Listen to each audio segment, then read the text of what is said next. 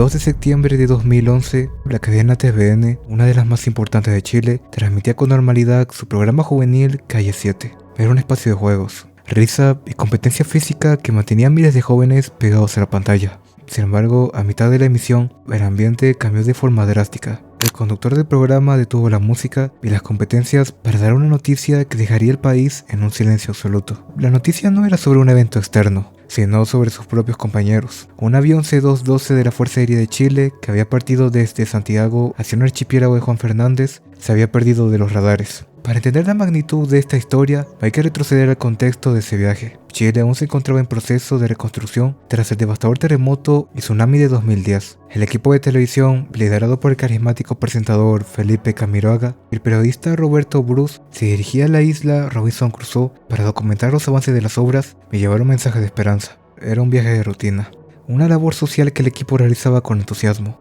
Pero, ¿eran las condiciones climáticas realmente aptas para un aterrizaje en una pista tan compleja? La isla Robinson Crusoe es conocida por sus vientos cruzados y su geografía traicionera, factores que ese día se alinearon de la peor manera posible. A medida que el avión se acercaba a su destino, cerca de las 2 p.m., la tensión comenzó a aumentar en la cabina. Testigos en la isla relataron que el avión intentó aterrizar en 2 ocasiones, pero las ráfagas de viento obligaron al piloto a retomar altura. En ese punto surge la duda: ¿hubo alguna falla mecánica o fue simplemente la fuerza de la naturaleza la que decidió el destino de las 21 personas a bordo? En el tercer intento de aproximación, los observadores en tierra vieron cómo la aeronave perdía altitud de forma errática antes de desaparecer tras una cortina de nubes y estrellarse violentamente contra la superficie del océano, a solo 1 kilómetro de la pista. La búsqueda comenzó de inmediato, pero lo que los rescatistas encontrarían días después transformaría un accidente aéreo en un misterio aún más inquietante. Entre los restos y el equipaje que flotaba en el mar se halló una cámara de video y más tarde una botella de agua que contenía algo inesperado: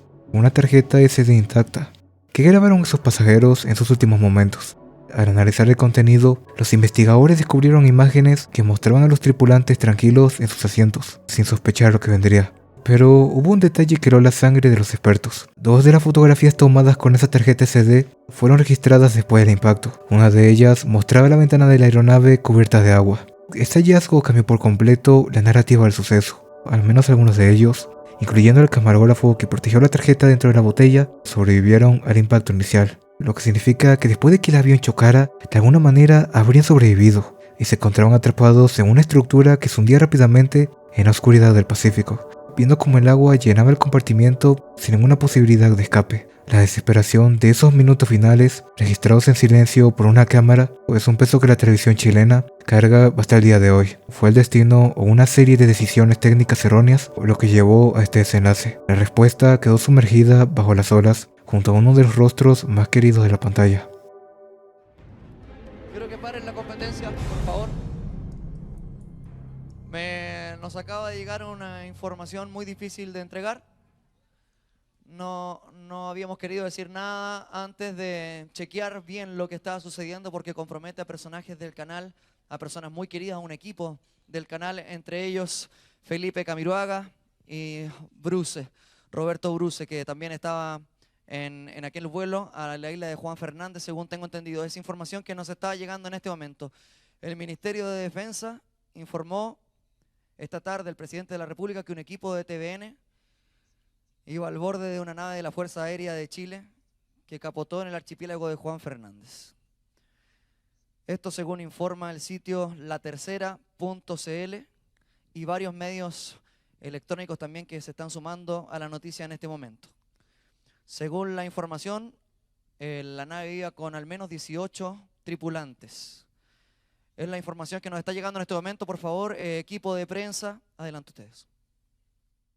El 30 de junio de 2025, el reportero lineal Doug Russell se encontraba a las orillas del río Miriam, en Brasil, con un objetivo puramente educativo. Solo un día antes, una tragedia había sacudido a la comunidad local. Una joven de 13 años, llamada Regisa Fernández, había desaparecido tras ser arrastrada por la corriente mientras nadaba con sus amigos. La búsqueda de los buzos y rescatistas no había dado resultados durante horas, y la desesperación crecía en la zona. El periodista quería mostrar en vivo lo peligroso que podía ser el cauce del río y cómo la profundidad cambiaba de forma engañosa en apenas unos pasos. Sin embargo, lo que comenzó como una advertencia de seguridad terminaría en un hallazgo escalofriante que nadie Ni el equipo técnico ni los espectadores de sus casas estaba preparado para presenciar. ¿Cómo es posible que un equipo de búsqueda profesional no viera lo que un reportero encontró por puro accidente? Aquella transmisión en vivo estaba a punto de cerrar un caso de la manera más traumática posible. Para comprender lo que sucedió ese día, debemos mirar hacia atrás. Apenas 24 horas antes de la transmisión, Rayisa y su grupo de amigos subestimaron la fuerza del río Miriam, un error común en zonas donde el agua parece tranquila en la superficie, pero esconde desniveles abruptos. Tras sumergirse, Rayisa no volvió a salir. Durante todo el día y la noche, las autoridades peinaron la orilla y el lecho del río, pero la visibilidad era nula, debido al agua turbia y la sedimentación. Cuando Lineal Dio Fraser llegó al lugar para su reportaje, decidió que la mejor forma de ilustrar el peligro era entrar él mismo al agua, descalzo, para mostrar el punto exacto donde el suelo desaparecía bajo los pies. Fue una decisión arriesgada, impulsada por el deseo de dar un mensaje claro a la audiencia sobre la seguridad fluvial, pero esa misma acción lo llevaría directo al centro del misterio. A medida que el reportero avanzaba, el agua le llegaba a la cintura. La cámara lo seguía de cerca mientras él explicaba cómo un nadador inexperto podía entrar en pánico al perder el suelo, pero de repente su expresión cambió. En medio de una frase se detuvo en seco. Su rostro mostró una mezcla de confusión y horror absoluto. Bajo sus pies no sintió la arena del fondo ni la dureza de una roca. Sintió algo orgánico, blando y pesado.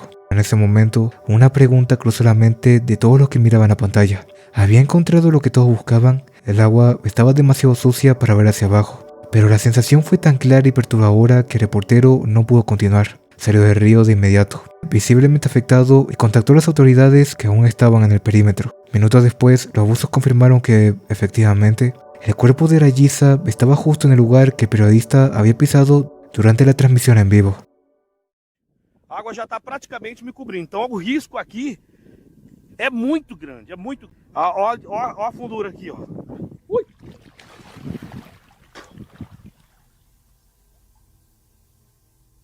Ai. Eu acho que tinha um negócio aqui no fundo da água. Não, era mole. Já que não é ela não. El 25 de septiembre de 2025, la estación local CBS6 recibió un correo electrónico que en cualquier otro contexto habría sido ignorado como una broma de mal gusto o el delirio de alguien inestable. El documento de 2 páginas hablaba sobre Arnold Schwarzenegger, leyes del siglo XX y teorías de inmunidad legal. Pero lo que detuvo el aliento de los directores del canal fue la foto adjunta, una selfie de Lawrence Krauss, un hombre de 53 años que en ese momento era la persona más buscada de la ciudad. Sus padres, 2 ancianos de 86 y 83 años, habían desaparecido en 2017 sin dejar rastro. Y Lawrence siempre sostuvo que se había mudado a Alemania, porque un sospechoso de doble homicidio quería dar una entrevista en vivo en lugar de huir. La historia de los Krauss era la de una familia aparentemente tranquila en un vecindario apacible. Los vecinos recordaban a los padres como personas activas que cuidaban su jardín y escuchaban música polaca todas las tardes. Sin embargo, la casa quedó en un estado de abandono parcial, con Lawrence visitando el lugar solo para cortar el césped y recoger el correo. Durante 8 años nadie sospechó nada grave, hasta que las autoridades detectaron que alguien seguía cobrando los cheques del seguro social de los ancianos. La investigación culminó el 23 de septiembre de 2025, cuando la policía allanó el jardín de la casa y encontró los restos de la pareja enterrados. Lawrence sabía que el círculo se cerraba sobre él, pero en lugar de entregarse puso una condición al canal CBS6. Confesaría todo frente a las cámaras si publicaban su extraño manifiesto en internet. Lo que siguió fue una de las entrevistas más inquietantes jamás transmitidas. Sin mostrar un gramo de remordimiento, Lawrence Krauss admitió haber matado a sus padres, pero intentó justificar sus actos como un acto de misericordia debido a su vejez. Sin embargo, sus palabras chocan con la realidad. Sus padres no estaban enfermos ni postratados, simplemente estaban envejeciendo de forma natural. Durante la transmisión, el reportero le preguntó directamente si ellos sabían lo que estaba pasando mientras él les quitaba la vida. La respuesta de Lawrence, fría y calculada, fue un rotundo sí. Confesó haberlos asfixiado con sus propias manos, alegando que ya les tocaba partir. La calma con la que describió el proceso de enterrarlos en el patio trasero, mientras seguía viviendo una vida normal durante casi una década, dejó a la audiencia en un estado de shock. Este caso fue especialmente escalofriante. Fue la culminación de 8 años de mentiras desmanteladas en apenas unos minutos de transmisión nacional, demostrando que a veces el monstruo no está escondido en las sombras, sino sentado frente a una cámara buscando su último minuto de atención antes de que la justicia finalmente lo alcance. I want to hear from you. Yeah. What did you do to your parents? I buried them in their property. You buried them in the backyard of that house in Albany. Right. When it actually happened, when your parents died, did they know it was happening to them? Oh, yeah. And they knew it was at your hand? Well, yes, no one else's. Right. So they realized what you were doing to them as it happened. Yes. They knew that this was it for them, that they were perishing at your hand. Yes. And it was so quick. How did you do it? Yeah, I can't talk about that. Well, you've just told us that Right. it was at your hand. Right. Were there drugs involved? No, Was no. there a suffocation? You suffocated them. You suffocated your parents. El 23 de agosto de 2010, un autobús lleno de turistas en Manila, Filipinas, se convirtió en el escenario de una pesadilla transmitida segundo a segundo a nivel mundial. Lo que comenzó como un reclamo laboral de un exoficial de policía terminó en una de las mayores negligencias tácticas y mediáticas de la historia. Millones de personas observaron cómo la policía rodeaba el vehículo, pero pocos sabían que el secuestrador también los estaba observando a ellos a través de una pequeña pantalla dentro del bus, lo que le permitió anticipar cada movimiento de las autoridades.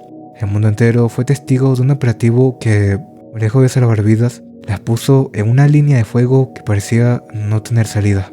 Para entender el origen de este desastre, debemos conocer a Rolando Mendoza, un capitán de policía con casi 30 años de servicio que había sido despedido recientemente tras cargos de extorsión y drogas que él aseguraba eran falsos. Desesperado por recuperar su honor y su pensión, Mendoza abordó un bus con 21 turistas en Hong Kong armado con un rifle M16. Su demanda era simple: quería su trabajo de vuelta. Al principio, la situación parecía manejable. Mendoza incluso liberó a algunos rehenes y permitía que los negociadores se acercaran. Sin embargo, surgió una duda inevitable: ¿en qué momento la negociación se rompió para transformarse en una carnicería?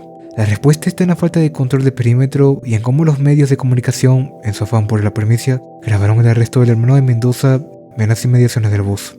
La tensión alcanzó su punto máximo cuando el secuestrador vio en vivo, a través de la televisión instalada en el autobús, cómo la policía trataba con brusquedad a su hermano. Esto lo llevó a un estado de paranoia y rabia incontrolable. El conductor del bus logró escapar y gritó a las cámaras que todos dentro habían muerto, lo que provocó un asalto policial desorganizado. Los oficiales intentaron romper las ventanas con mazos y usar gases lacrimógenos, porque las autoridades no cortaron la señal de televisión o el internet de la zona. Ese error técnico permitió que Mendoza disparara contra los turistas antes de ser finalmente abatido por un francotirador. El saldo fue de 8 rehenes fallecidos, dejando una mancha imborrable en la gestión de crisis del país.